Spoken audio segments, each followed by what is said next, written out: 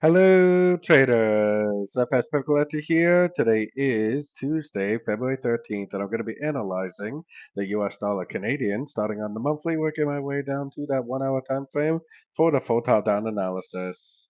So today is CPI inflation data for the US, definitely going to affect all the US dollar pairs in a big way. On these higher time frames, I am definitely still very bearish. I still think it's going to make a five-way pattern to the downside to at least make a wave C, which I would definitely project out to at least one of these two Fibonacci extension levels, which is a long ways to the downside, either projection. So going down to the weekly, I still think this move down right here is a wave one, probably a one of C. I still think this move up is a wave two, probably a two of C.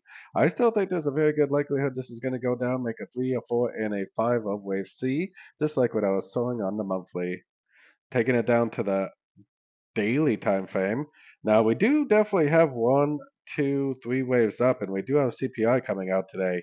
It would be nice to see this really make a big push down and really confirm that this is the end of a wave two. Then we can, with confidence, over the next few weeks and few months, be looking for sorts in a downtrend because that would be the beginning of a wave three, and a wave three would be a big move to the downside.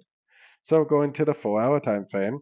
On the 4 hour time frame, I'm definitely still kind of wondering. I mean, I have been very bullish on this pair right up until today, really, which I actually am still pretty bullish overall.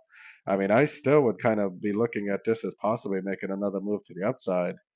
But today's CPI news definitely could change that for me because if it does go down, if it does start breaking a lot of structure, that's pretty much going to confirm to me that the wave two is over and that we're in a wave three. And from that point on, I will definitely be looking for sorts in a downtrend at the end of pullbacks. So going down to that 1 hour time frame. 1 hour time frame, I mean, we definitely have a downtrend right here. One, two, three, four, five. It still kind of seems to me like maybe if it is going to go down, that it would actually have to go up a little bit before it goes down.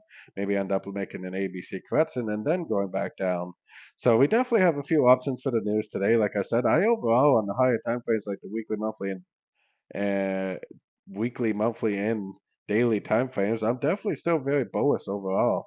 But I think today's news would definitely be the time that could change that. I mean, if this makes a big impulsive engulfing move to the downside, then hopefully that's going to confirm that this up here really is the top of a wave two and that we really are already in a wave three, which is going to be great news for us because that means we'll be looking for sorts at the end of pullbacks for the next several weeks and months. So don't forget to join my free Discord channel. The link for that is on the screen and in the description. Thanks and happy trading.